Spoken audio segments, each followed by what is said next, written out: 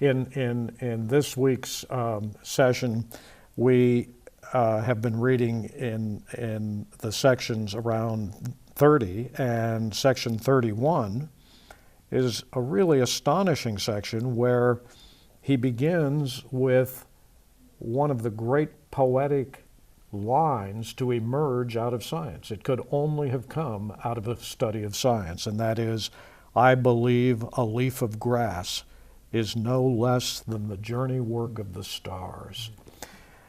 He's still answering that question that the child asked him way back at the beginning of the poem, but now he's got a kind of answer that has a scientific aura about it. And it's not just a metaphor. It's not a metaphor. Scientifically, it's an exact demonstration, isn't it? It is, and he looks at all the things around him. He has one of the earliest lines that we can trace to Leaves of Grass is in this section, section 31, and the cow crunching with depressed head surpasses any statue, he says. He's always been fascinated with that cow crunching the grass. It seems to be, in some ways, maybe the image for all of Song of Myself, because it's that image of the ruminating cow, the cow that is eating the grass, that's turning the grass into the beef that becomes us. We die, become the soil, which becomes the grass, which becomes the cow, which becomes us. And he begins to see this ecological cycle that science is now teaching him, so that when he then goes on in section 31 to say, I find I incorporate nice coal, long-threaded moss, fruits, grains, esculent roots, and am stuccoed with quadrupeds and birds all over. He's thinking now of that 9 months of gestation. Every one of us has, at some root level of our being, experienced being a one-celled animal. We all began that way. And we've experienced living in a totally fluid environment. We lived in the womb. We know what it was like to have a tail. We all had tails. We all chew the cud. We all chew the cud. We develop all of the characteristics that become birds' wings, that become turtles' carapaces. All of the things are there in embryo. Every part of the universe. Every part of the universe. A leaf of grass is the journey work of the stars. You know, that conception that to look at that leaf of grass, to see in those altering, shifting, changing, growing items out of that leaf of grass, the atoms that were there at the beginnings of the universe, the atoms that from any distance out in the cosmos look to anyone looking back at the earth from out there like a part of the distant cosmos to them. It's all the journey work of the stars. And in fact, it was the journey work, the journey from one star to this planet that brought those carbon molecules that made possible the beginning of life. That's right. This reminds me of a conversation we were having last summer about Whitman and science. Maybe we should listen to a few minutes of that now. Whitman's vocabulary in Song of Myself is always expansive. He coins words, and he's bringing into the poem the many languages of science, the emerging sciences of the 19th century, astronomy, geology.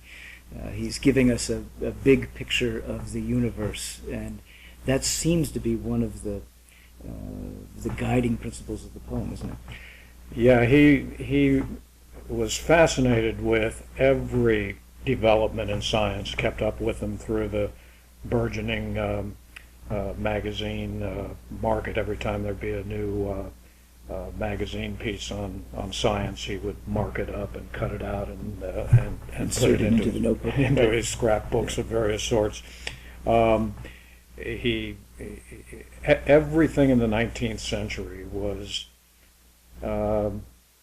Well, and we are living with it today. It was the the battle of science against what had been thought of as a religious conception of the world. So a scientific conception of the world and the religious conception were really beginning to battle it out in the mid-19th century.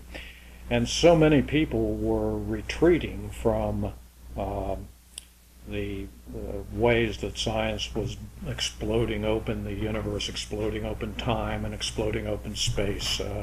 Astronomy was moving the Earth more and more into a dust particle on the edge of a galaxy, which was on the edge of the vastness of a universe that was unimaginably large, and that had been here for unimaginable billions of years, evolving and shifting and changing. And so the conception of a Earth-centered universe with a God nearby began to seem to quickly, for many people, fade more and more into a sort of mythic, storied past. And for Whitman, he really became the first poet of science. You know, he said, "Okay, scientists, bring me all these new things and let me make poetry out of it." You know, people are saying that all of these new scientific understandings and truths are making humans seem smaller and smaller. And you know, I look at this and I say, no, it's making us larger and larger, Expansive. vaster and vaster. You know, we are part of a vastness that we had never had imagined or conceived of, and the atoms that were there at the very first explosion that began this massive universe are right here in me. We're all part of the same thing. Stardust. You give me the vastest thing you can give me, and I will show you how it makes me even more vast. Evolution. So you're telling me that at one point I was carbon. That's terrific. I loved lying there for those millions of years and gathering that energy that would be released someday. The sense of dinosaurs, that's great. I can still feel how that dinosaur carried my egg in its mouth and nurtured me through the years. It's a kind of amazing vision that Whitman presents, and it has to do again with that desire for fullness and completeness, that democratic desire that everything have its place. I think in the midst of all the scientific and technological discoveries and advances during Whitman's time, one that he really latched onto was photography. Photography began in this country with daguerreotypes when he was 20 years old, and he started to get photographed, and photographers loved him because he was a powerful-looking, tall, gorgeous human specimen. And so sometimes photographers would just call him off the street and say, "Can I take your portrait?" But what Whitman loved about photography, and what many commentators in the 19th century hated about photography, was that when the first photographs were viewed and looked at, commentators like Oliver Wendell Holmes in the Atlantic magazine, who wrote at length about photography, said, "You know, this is a scientific, technological way of looking at the world that teaches us really why we have artists, because photography puts in all the debris, all the details that artists can see don't really belong there, and artists clean up that image of reality for us and teach us what it is important that we actually see, and teach us the beautiful." And Whitman said, no, photography teaches us a democratic way of seeing, and for the first time now we can see what the world actually looks like, and what it looks like is a very cluttered place. It's filled with detail, and every detail counts. It has its place. And he doesn't dismiss the religious view of the world, because he's always invoking religious figures and prophets through the ages as a part of that unfolding story. Yes, yeah, yeah, and everything has its place. Yeah. That's what photography teaches. Whitman said, all right, here it is, the democratic conception of beauty. Beauty is not discrimination, taking out the things we consider ugly and leaving the things we consider beautiful. Democratic beauty is fullness of representation, everything having its place. So in the most cluttered photograph, you see the democracy of reality around you. Just as he would love going to a concert and seeing everybody pull out their iPhones today to take pictures of the band or the crowd or everything on the way in and out. Yeah, yeah, yeah. It is a digital conception of the world. Yeah. Again, 150 years before we had any idea that we could capture all of reality with such exactitude, Yeah. such fidelity. Yeah, and it's beautiful too, the way that I see it all through Song of Myself, the way that scientific discoveries, evolution, and the new discoveries about geological development and formation, all of those things get these amazing, powerful, beautiful poetic descriptions. Even in a poem he wrote around the time of the Civil War called When I Heard the Learned Astronomer, that little poem in which he imagines listening to the lecture where the astronomer's putting up all the facts and figures and teaching him about the vastness of the universe, and he gets a little bored with all the facts and figures. Goes outside, and then he has this amazing moment where he in that little poem, he goes outside and he says, from time to time looked up in perfect silence at the stars. And for years I read that poem thinking, how odd that little phrase, from time to time, because it sounds like it's a dismissive phrase. Now and then I'd look up at the stars. It didn't make any sense because he's so overwhelmed by what he sees when he looks up at the stars. And then it hit me. That's what he's learned from the astronomer. Yeah. We look from time to time. We're looking from our time to another time. Every time we look at the sky, we're time traveling. We're looking across time. And for the first time, he can now walk out and look up at the sky and understand that because of what the astronomer taught him. He doesn't reject it. He accepts it and turns it into poetry. And he takes that a cliched phrase from time to time and actually restores its original power. Yeah, From this restores time its to the power next. and pulls what at the time was maybe 15 years old scientific discovery about the light traveling at certain speeds and being able to measure across the universe just how far light has traveled, so that when we're looking at a star, we may be looking across 100 years, we may be looking across 1,000 years, and we may be looking across a million years. Well, this is really interesting because I have always read this poem as Whitman's sort of dismissal of the scientific view of things, but in fact you're suggesting something radically different, aren't you? Yeah, I am, and I think it's the way Whitman looks at science always. That is that the scientists give him the materials out of which he's going to make his poetry.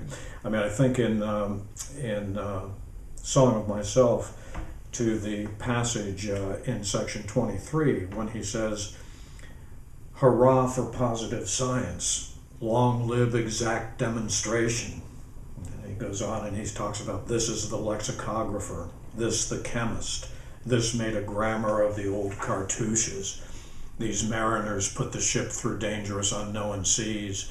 This is the geologist, this works with the scalper, and this is the mathematician. Gentlemen, to you, the first honors always. Your facts are useful, and yet they are not my dwelling. I but enter by them to an area of my dwelling. So a lot of people read that passage and say, well, Whitman is saying, yeah, science is important, but it's not finally what he's really interested in. But what he's really saying there, I think, is it's the new entryway for the poet. It's the new entryway through an understanding of a vastly different world and universe. So that in the Learned Astronomer poem, when he walks out to look at the sky he's looked at his whole life, after the scientist, after the astronomer has given him the materials to understand the way light travels, suddenly that sky, which has always been pretty cool, now is mystical and vast, and he's looking across time, and he may be seeing things. He may be seeing the light of stars that do not now, whatever now is, exist. They're gone, but they're there for us because we exist at this point in time. Those stars exist at another point in time, but the light brings us together in the same way that his poetry would always be set up for the reader 150, 200 years in. Written in his time, available to us now in our time. I wonder the language of science in his poem is handled so seamlessly. It doesn't seem as if he's shoehorning in scientific discoveries. It seems as if it's all of a piece. Is that just a function of us catching up to him 150 years later, or how was it viewed in his time? Well, the interesting thing about readers in his own time, they really were looking at scientific advancement as diminishing more and more the poetic in the world. Mm-hmm. Right? Eventually, everything would be explained. Mystery would be gone, and rationality would completely conquer and take over. And so, religion, poetics, even philosophy, in some key ways, all seem to be retreating from science. And what people in his own time were amazed at when they read Whitman's poetry was here was a poet who, instead of retreating from science, was entering through science into a whole new mystery and vastness that he could begin to talk of. You think you've known mystery, Whitman would say? Let me show you what science is opening up to us as mystery. You think the self was mysterious before? Try thinking of it being made up of little bits and pieces that were here from the very beginning of the universe and will be here through all eternity. We are part of a never-ending, ongoing process, and it's a material thing as well as a spiritual thing. What we've been calling spiritual all these endless eons of time may in fact be the mystery of the material. When we were talking last summer, Ed, about Whitman and science, and we were discussing The Learned Astronomer, I was thinking to myself early on that I had often imagined that poem as a kind of anti-science poem, but in fact, it's much bigger than that. It incorporates all the different ways of looking at the world. You mentioned that the democratic beauty is the fullness of representation, and it seems to me that what Whitman is doing is finding a way to represent all the different ways of being in the world, trying to give us different representations of our place here in the universe. Yeah, and again in the readings for this session, we have that massive section 33, that huge catalog, which is a kind of formal response to that very notion that democratic beauty is fullness of representation. Mm-hmm. We just move from image to image to image. No image getting more than a line. We don't dwell on any particular image. No image begins to occupy our attention more than the other images. No hierarchy of value here. No hierarchy. Everything is flattened out with this style of equal line for perception. Perception by perception, moment by moment. The poet gives over a line, no more, no less, to what has come to his body's attention at that particular moment. And so we get a kind of formal demonstration in poetry. I sometimes think of Whitman looking at at the page, the poetic page, the blank page, as a kind of photographic plate, just open to everything in the world that is going to come to his senses, and trying to figure out how on that page he can create the same kind of clutter of detail that a photographic plate opens itself up to, so that when the sun shines upon it, everything that is in the field of vision has its place. Yeah. The beef that becomes us. We die, become the soil, which becomes the grass, which becomes the cow, which becomes us. And he begins to see this ecological cycle that science is now teaching him, so that when he then goes on in section 31 to say, I find I incorporate nice of science, and that is, I believe a leaf of grass is no less than the journey work of the stars. He's still answering that question that the child asked him way back at the beginning of the poem, but now he's got a kind of answer that has a scientific aura about it.